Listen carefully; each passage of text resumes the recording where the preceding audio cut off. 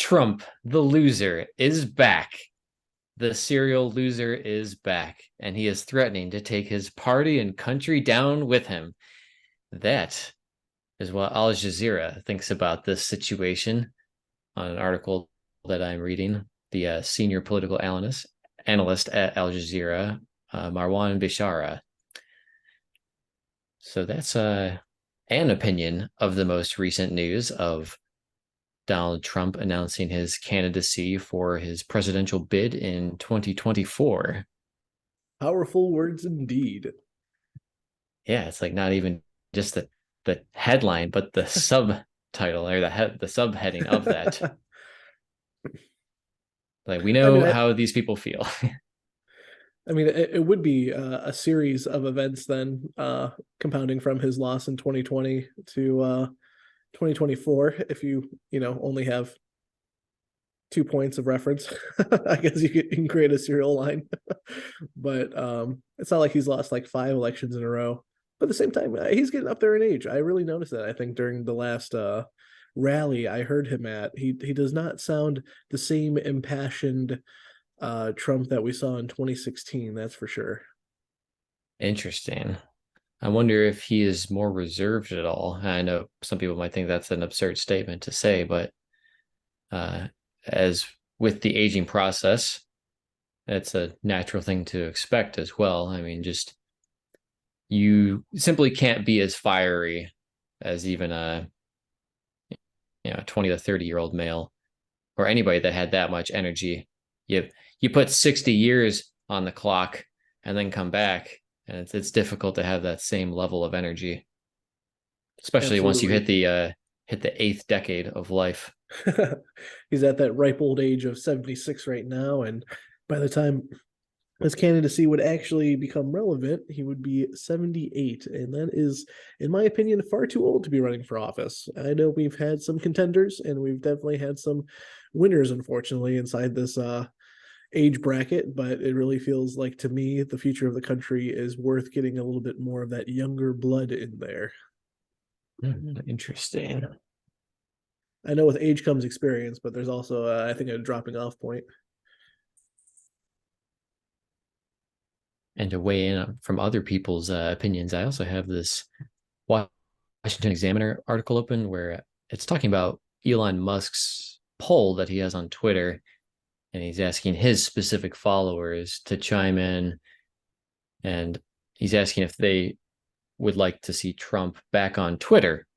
And the results looks like as of this afternoon, over 12 million users have voted, and there is a yes return of roughly 52.3% and a no of 47.7%.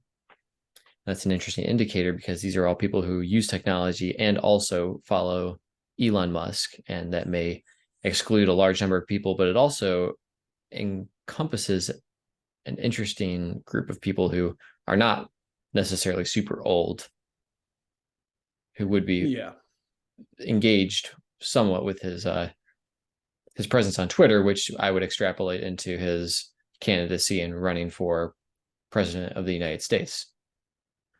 Yeah, absolutely. I mean, I think that perhaps the Al Jazeera article as well was kind of mentioning this series of events that even though Trump himself wasn't running, maybe like Trump backed candidates in 2022, Uh, are part of this record as well, where they did not do very well. It seems like the farther away from Trump you were as a Republican, the more likely you were actually to get inside office.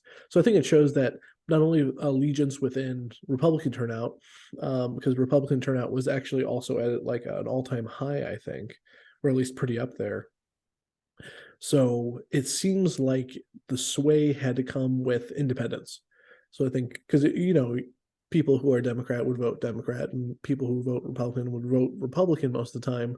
It's the people who do not identify with either party that were also interested in seeing how they vote. And I think they overwhelmingly were going away from Trump as much as possible, which is what happened in 2020 as well. So I think, in my own personal opinion, it does not seem like he is the right horse to back if you want to win an election.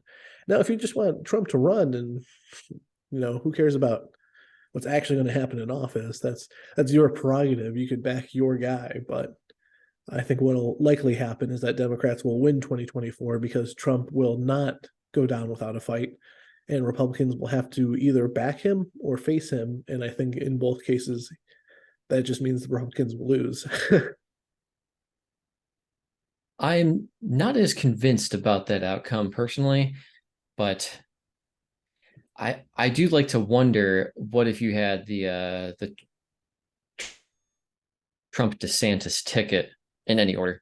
Like I don't really see Trump being a vice president. He's not a sideshow, he's the main show.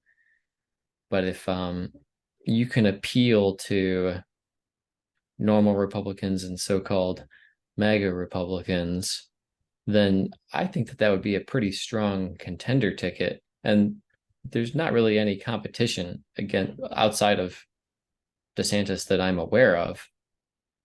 I don't Yes. So follow he, all the I don't really follow the other Republicans or who might else run, but putting those two together, because I look at when the Democrats were trying to figure out who they wanted to run, and you watch some of those debates. I mean, Kamala Harris was just shredding Joe Biden to pieces, and then they ran together, and now she's the VP. So yeah, it almost like and on it top of doesn't. that too, like she dropped out early because her other Democratic compatriots were shredding her apart. So like she wasn't even the highest second place winner. It was just Joe was immune to shredding somehow. Will it shred? Apparently not. Well, I think also, Joe Biden does represent a certain sort of like more centralizing figure than some of the more radical Democrats when you compare them on that sort of like primary round. But I think the reason why the Trump DeSantis thing may not work out now, like if you told me that a year ago, I would probably agree with you. But because Trump has been recently taking shots at DeSantis because he views him as a threat, I don't think DeSantis he would look weak if he accepts the VP ticket now. That's unfortunately, I think, the reality that I think that is going to happen. Hmm. Very interesting. I could see that happening. And also, I can't get past the fact that that's almost business as usual for how all of these primaries work. Yeah, Is everybody attacks each other, and then nobody seems to ever go back and look at that footage. And like, I'm pretty sure Kamala called Joe like a monster and hinted at some weird things that were happening among younger people. And then, oh, she called him a predator too. yeah, And it's absolutely. like, and now you back this guy as his VP. Yeah, and I would actually say that there is kind of a double standard at play here. I do think the Democrats can get away with so much more because their base is so much more immune to facts and logic. Um, I know it's a low blow, but it's a blow that I'm willing to take and That give. is, Uh, no, you're right though. They do seem to be more on, in general, sold on an idea instead of the nitty gritty dissecting the exact merit of this thing. How do you respond to that? Well, yeah, they're so let's. enthralled that it doesn't even matter that some of their candidates can't speak proper sentences, like Fetterman or Biden, and that, like, to me is one disturbing, but two kind of business as usual for them. So because I think a lot of Republicans are going to kind of like it's going to be the same old pony show. I am not expecting anything different. And I will be very surprised. And we could talk about that when that happens, if something else happens. But I think it's going to be the same players that show up. It's going to be Ted Cruz is going to show up. Marco Rubio is going to show up. You're going to have. I don't even know if DeSantis will run. Like, if it's his chance, like this is his best chance at running. So, because the Republican Party has something to say about it, what I think is going to happen is that the Republican Party, there's a chance of them not picking Trump in the primary and then Trump running as an independent. That would be another twist for sure. I'm not sure that could go where people just he is like a magnet and takes all the people, or it could split the ticket, which is probably what you are insinuating would happen. And Yeah. then that causes like a, like a 50-25-25 split, and then the Republicans would lose. Yeah, yeah. So I don't even know if Joe Biden's going to run again. I think that that ticket to me is going to be very confusing. They said he was going to run, but we'll see if he even lives that long. I have been on record saying that I don't think he's going to last this presidency, so I'm kind of disappointed to see it's halfway done and he's still around, personally. But Oh man. it's not to say that I hate him. I just am saying he's an old guy, and I don't think a lot of old people should be running for office. I think it's kind of a weird trend that we've seen lately of just that age bracket being completely taken up by people who refuse to retire. Which is funny because, like, if you want progress, don't you think that's the best way to go about doing it? It doesn't even really make that much sense. But Republicans have just completely lost the ball. If we're not fighting against some sort of like religious terrorist extremist group in a war, or facing, like, we're even facing a gigantic financial crisis, and people still overwhelmingly voted against the Trump people, which I feel like you couldn't have thrown an easier toss up to the Republicans during 2022 for them to whiff it, which I think shows just unfortunately how much of an anathema he is to the party base. But then again, that's just kind of my opinion on it. More or less, I mean, again, his character, he's what is he running on? He's running on anti wokeness. Is that really going to help? He talks in platitudes. He doesn't really even have a plan. So that's why I'm like not even. I was willing to give Trump a chance, and obviously he had it, and he did fine in most of the areas, but he also can't really articulate why his methods work, and I feel like that's kind of important when you're trying to sway people to your side, because you have part of the population that will just follow you because you have, they'll just go with it at face value. But I think you also have like this other part of the population that's like, I need a little bit more than just your guarantee. That's fair. I trust and verify. Those are good points. The exact specifics are a bit proprietary in nature. They're kind of like a trade secrets, but maybe that's part of a strategy, because maybe some of them are directly attributed to his policies, and then the other ones are kind of, hey, as long as I don't say that it wasn't me, then I can, through silence or not addressing it, I can allow people to incorrectly conclude or attribute certain successes to my administration or ideas, when actually they either would have happened all anyways on their own, or they weren't because of me through other means. But as it's like I don't know if it's called compliance through silence, but something like that. uh I am a bigger fan, but again, we'll see. It does seem like no side really has strong energy. It doesn't seem like many people have a strong financial plan. I'm very concerned about the financial future of just billions and billions of dollars being sent away to other countries, even if it's a fairly justifiable cause, which I would argue that maybe there's a limit to some things. It's just, when I see the situation here in the United States, I do like the home field advantage. I think that we should help ourselves before we can help others. In the same way that if you're on an airplane and there's something happens, the pressure, the cabin depressurizes. Like when the oxygen masks drop, you're supposed to put yours on first and then help other people with theirs, because if you fall unconscious, then you can't help anybody else. So I think that there's a precedent for the order. And if we're just squeezing the sponge of America and sending just billions and billions, I think we recently, and by we, I mean the people in charge of us who rule the kingdom, they requested 32 billion, I want to say. But, like the last one was, they tried to back it down a little bit. And because we were getting tired of seeing the name billions and how much we were sending abroad in our biweekly paycheck to another country, like, oh, well, it was only 400 million last time. It's like, then all of a sudden out of the blue, yeah, we need $32 billion again. Like, when you add it all up, it's just an insane aggregate amount of money. Like, how much is too much, especially when it's not just discretionary extra income. We could easily find other reallocations for that spending to really assist Americans here because that's our money. And how many people voted to send all that abroad directly? Yeah, absolutely. It's like the American people have just completely lost touch with you know, how things are actually functioning within the country, not even just looking at, who they trust to be their representative, but even the basic accounting of it. You know, it's this money is being printed and being spent at such a ridiculous rate.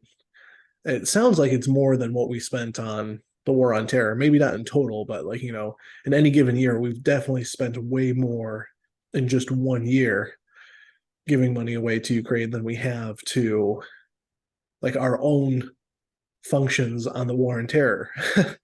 So it's been very disturbing to see that because I feel like there's like it points to something to me a little bit more nefarious, which seems like there's just something about the old people in this administration. Maybe it's like a Cold War hangup or something like that.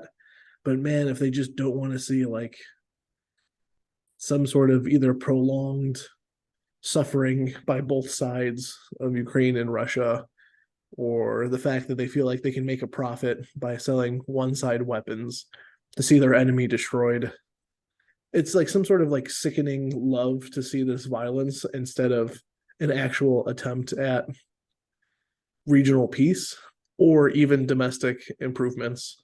So like they'll run like you could see all these politicians run on infrastructure and then they're in office now and they can't pass bills that would improve our infrastructure in any way, shape, or form that's meaningful. It's always a side thought. It's always like whatever they promise, they fucking fail at.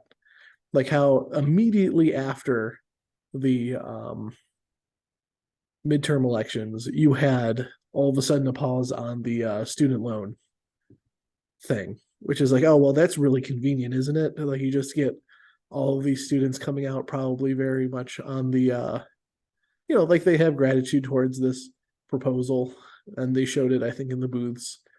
And yet at the same time, I feel like they're just used. And that's kind of like the classic Democrat bait and switch. Yeah, they're edge masters. The goal was to get you really, really close and then withhold and then make you angry. And then ask for more money for reelection. It's like, yeah, you've given us like 18 times more than in recent times, but if we just had a little bit more, then we could fix all the problems without any sort of retro analysis about what people have done with funds that they've already acquired. And also, I was actually wrong about that number that the White House just requested. It is 38 billion more for the aid. So one-time payment, Even better. another 38 billion. Even 38 better. billion.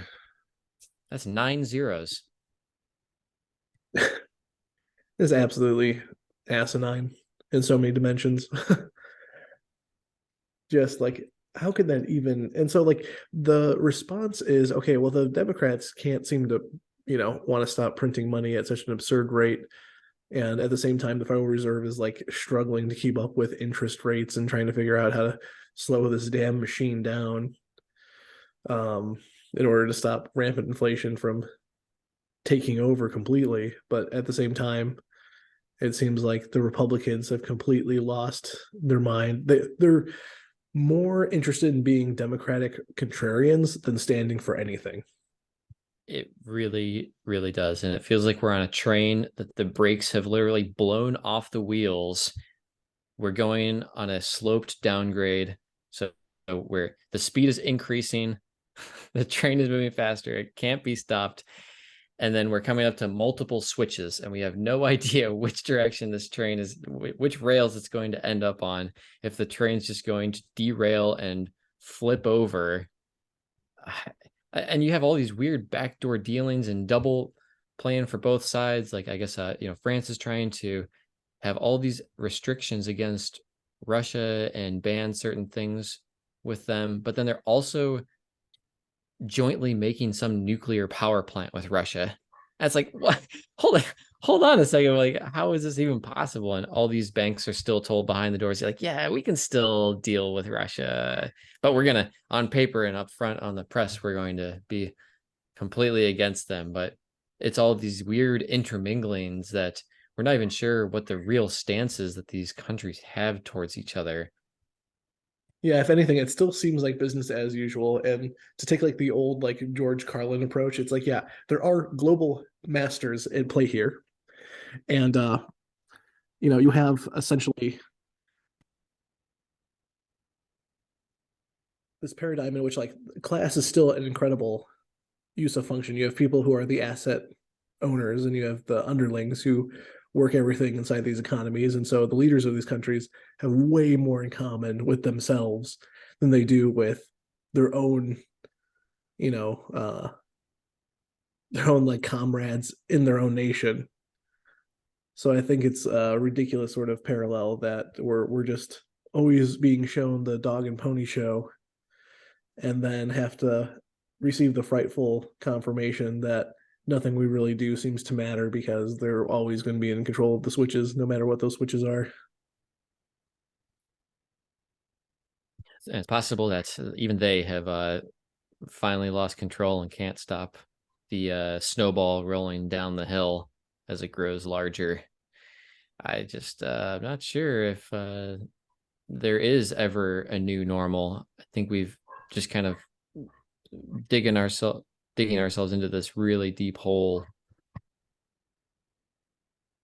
Yeah, yeah, 100%. And the only way to like cover up the past fraud is to continue with more fraud. The you lies have know, to continue. they do. Like once you're in, you're in, So like all those movies you see with like how one thing goes wrong and all of a sudden it leads to murder, and then you have to keep covering up and you have to like kill more people in order to make sure that no one else finds out who did the murder. Um it's the same thing but like under an economic framework instead. So like the dot-com bubble burst did not finish.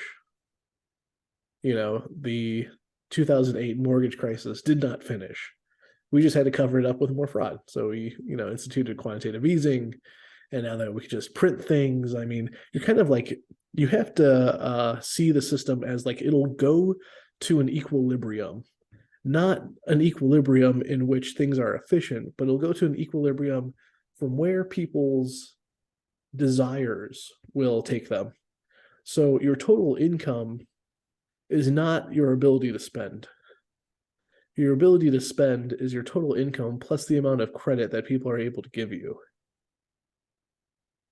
And that's a really important economic fact that a lot of people don't seem to realize, is that we've dug ourselves into such deep debt trenches because we have such absurd levels of funny money credit lines that we can't help but constantly be thinking how to maximize our own maximal utility by using money that we would later have to pay off. So it's like in our own minds, it's discounted in the future. So the payoff is sometime in the future. That's future use problem, which you could just pay off with more credit, right? So it's we are in this terrible debt spiral, and I don't know when it's going to end, but it will at some point, and it'll cause a really terrible chain reaction that the rich people won't care about because they still own all the physical assets, because they're kind of money independent. Like once you have wealth, you don't really need to worry about money so much. Money can fluctuate highs and lows, and you're not entirely worried because you still have land, you still have capital, you still have things that create other things. Well said. Well said. They have the means of production or the fruits of production, with the only thing that's transitory or fluctuating, which is the medium of transaction between those things. But whether you have a quarter tank of gas or a half tank of gas doesn't really matter when you can still get where you need to go. Yeah, then you hear these fucking rich people that just like Democrats are like, oh, we're going to tax the rich. It's like, okay, they're just going to raise the prices on the products that they make. And every economist knows this. You're taught this like day one in economics because it's not that hard to figure out. You just shift the demand curve.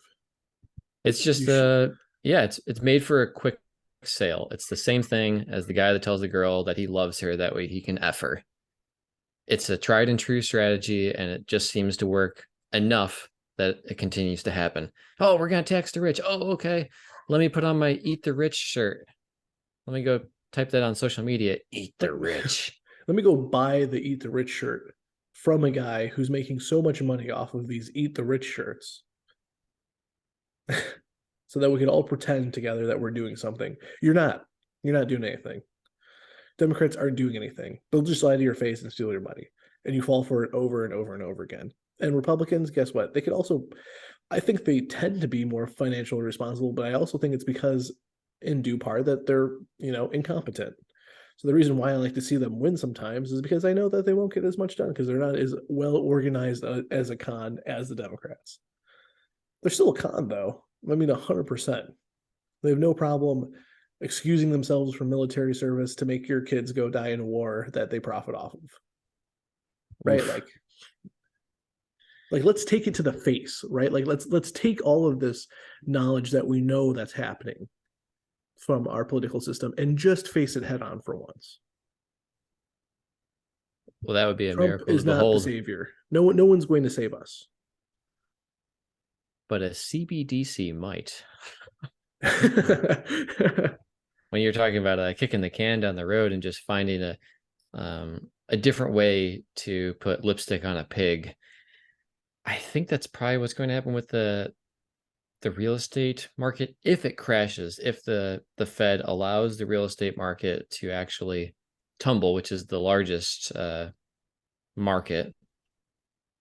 Then the only way out of that is to completely deface and hide the value of the digits on a screen that correspond to money, which corresponds to value very loosely. So that could be the perfect time to allow the government to implement, as other people have said online or theorized online, do your own research, like a Fed app where, hey, we're going to give these stimulus checks out to businesses, but they have to use this Fed app. And that way, it's because we want to make sure that people are using the money for the correct reason. They're going to have 6 months to spend it. If they don't spend it, it'll get returned to us, and we're going to then give people stimulus checks. But you have to download the Fed app on your phone, use our spy coin, which we have 100% control over. We can create equity because those who have been hit harder will get more money because they're more adversely affected, but you can only spend it at businesses that accept this Fed app and this spy coin. And because people will be hurting so bad, anything that they believe will lessen their situation, they will be, not everybody will give in, but people don't have as much willpower or discipline or resistance as they believe that they do. For all the people who are sovereign citizens and they think that they can somehow resist the government. They say that they own their house. And it's like, really? Do you really own your house? Or you rent that property from the United States government and you pay property tax. And even if people say, oh, I don't pay much in property tax. Yes, but you pay property tax. You pay property tax. And there's no way that you don't pay the property tax. So people end up in these situations where it's like, you have a driver's license, don't you? Okay, well, you're registered with the government then. Like they play into the system, but they seem to state that they're not part of it. But you can't live off the grid. You have to be hooked up to public utilities. And like we've talked about before, sometimes it's illegal to collect rainwater because it's considered stealing a public resource. And you can't drink raw milk because it's dangerous. You're not allowed to accept that risk anymore because you have to be part of the system. You have to play the game. And you can choose to not pay a bill to a private company and then you'll get harassed by collectors. But there's no way to take out FICA from your paycheck. You can't not pay taxes because they will find you. you have to actually have a certain amount of income in order to not pay taxes, which should also probably tip you off as to how the entire system works, or else it would be a lot simpler. But guess what? They don't want it simple. They don't want it simple because they want it to be an extreme cost in order to leave the system. And that's kind of entrance into their aristocracy. Make it so painful that it's easier to be an indentured servant within a system than to try to break that energy barrier and escape from the prison. And when you're hurting bad enough in the next few years, then you will be likely to accept that Fed app. That way you can see numbers on a screen that you can go buy medicine or food. But unfortunately, what a lot of people make good points about online is once there is a, like, the government doesn't like cash because it's less easy to track and they can't control where you spend it, who you spend it with. And a lot of times it doesn't get reported as income when the law says that it should be, regardless of whether it's right or wrong. It's like waitresses and waiters. That's an example of a time where people get tips, and because they like the money, then it goes unreported, which is why people like tips in cash and not on the credit card where it's required to be reported and is reported, as opposed to required to be reported but doesn't get reported. So with the CBDC, I just want people to understand that that's 100% a captured currency. They can reverse any transaction. They can freeze a transaction. If you have a dissenting opinion that is not liked, then they can prevent you from paying rent or mortgage, and then you can be evicted. They can make you, oh, they can only give you this much money for food. Like, you can watch your two sons and daughters go hungry in front of you, and that can make you bend the knee, be compliant. We can freeze any amount. We can control who you spend it with, where you spend it.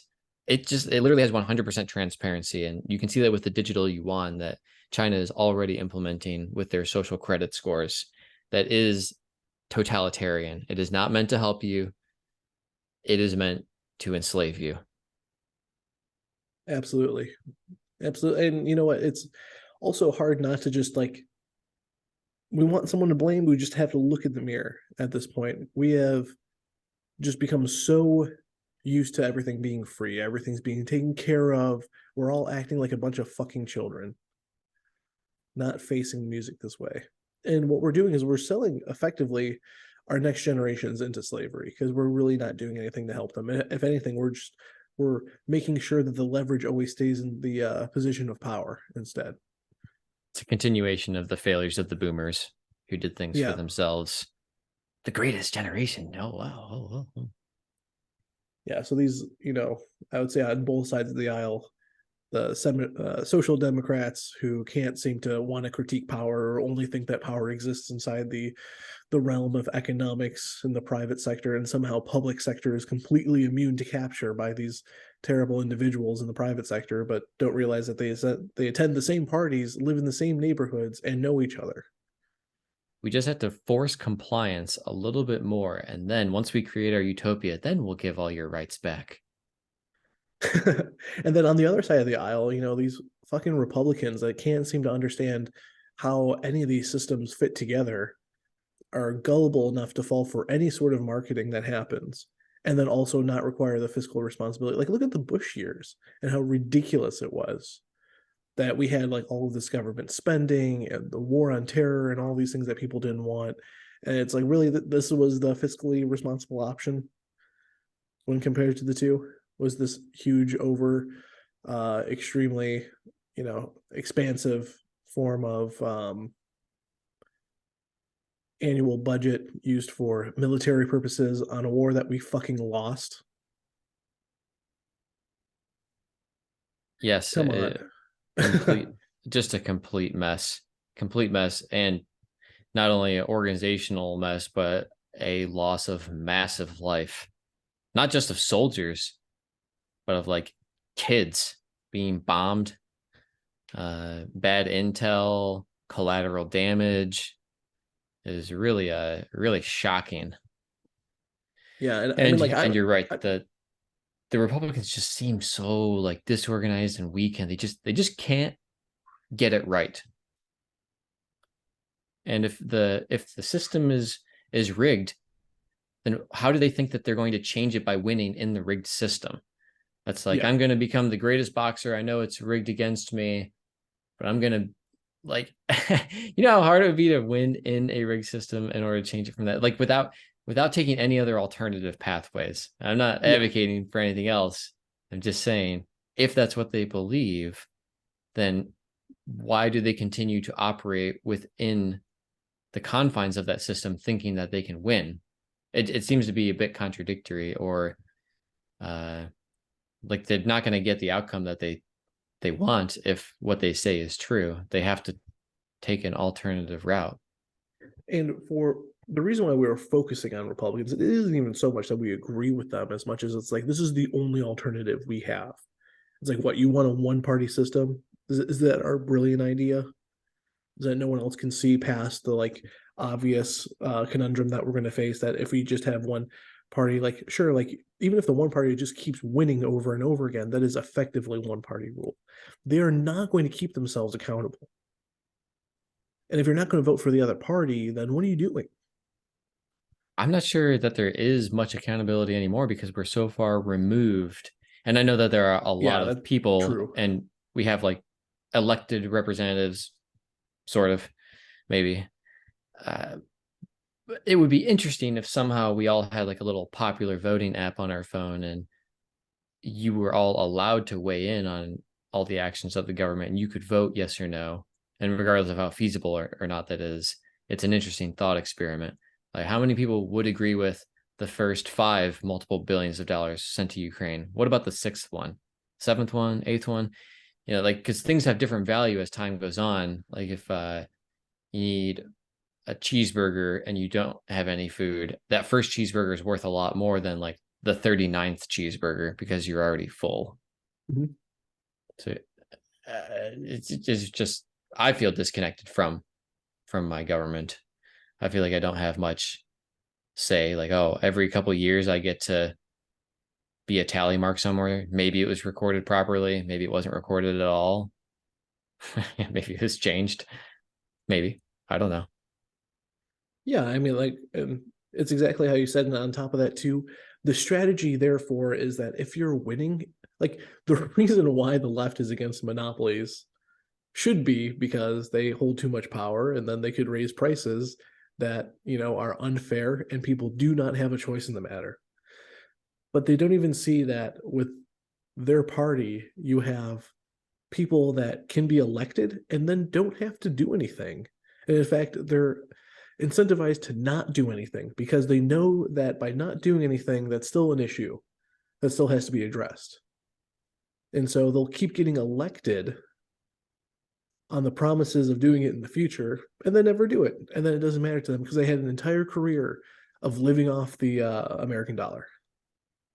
Yeah, if you heal the patient, you don't need a doctor in the same capacity. It's absolutely true. And you wonder about these politicians who've been there for, 40 years, 30 years, even 20 years or 10 years. It's like, you can't just say, well, you're still fighting the good fight. Like, oh, well, there's just a lot to get done and there's resistance. I guess it's always like, it's unprovable, but still there should be results. Like, at the end of the day, I don't even know how the sausage is made. Did you get the results or not? Yeah. Yeah. Where's the Okay, if sausage? not, then you had your chance. Yeah, where's my sausage? Yeah. Where's my fucking sausage? No, it's exactly right. Like, and the reason why I picked on the Democrats in this particular instance too was the fact that they're the ones who promise shit. The Republicans are more or less like, we're going to stop financial irresponsibility, which they can't do because they're completely incompetent in what they do. And if they were so driven to do so, then I think I would have had results by now. But like, they're good as a placeholder because I don't expect them to do shit, and I want them to not do shit because I think we could operate and rule ourselves independent of them. So more or less, I like to have them in there as little clowns, um, because that's kind of what they are. They're there for entertainment, and they're not really there to get much done otherwise. Because they just haven't been able to do anything. It doesn't even matter if they were the majority sitting inside there. They just don't do anything. They play a more incompetent version of the game that Democrats also play. I'm inclined to agree. I think that the Republicans seem to be incompetent and the Democrats seem to be actively destructive under the guise of ideologically some things that might be good. Like, oh, we believe in like these, we're going to say that we're doing these rights for these people, but then they end up just burning down villages in order to like save a bird or something. I don't have really a great example right now, but I think it they're seems like I view ideological actors. and maybe not ideologically driven. I think they're just financially driven, more or less. I think they'll just put on whatever mask you want them to. You want to be Christian, they'll be Christian. You know, you want them to be woke, they'll be woke. And it doesn't matter how many contradictions there are from them at time one versus, time 24 or whatever. It doesn't matter about who they are. They're so good at playing the news cycle that they'll just feed you whatever you want to hear and then not deliver on it. But it's our job as a people to be those independent auditors of this sorts of behavior. And we failed every time because we believe them. It's also kind of just like a dumb thing to organize. Like we're like the more that you're into democracy, the more you're into mob rule. And so like the majority has to win. And just whatever that majority is, that's where people are gonna find themselves at, I think. More or less, unfortunately. Like that's why we Well, have so many checks and balances to begin with, because we know that a pure democracy is kind of a bad idea. what will the mob rule think about Trump? Will they get behind him or will they not? Or are there multiple mobs? Is Trump's mob bigger than the Democratic mob versus anybody else? And where's my fucking sausage?